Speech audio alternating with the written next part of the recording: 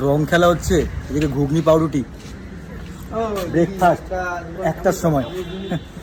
এবার পাপাই বোরিং হলি।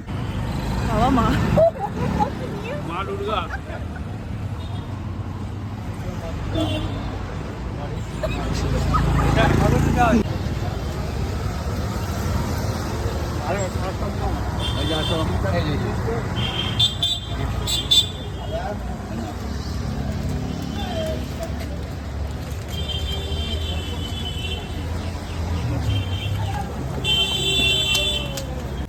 এই পাঞ্জাবিটা পরে ঘুরবি?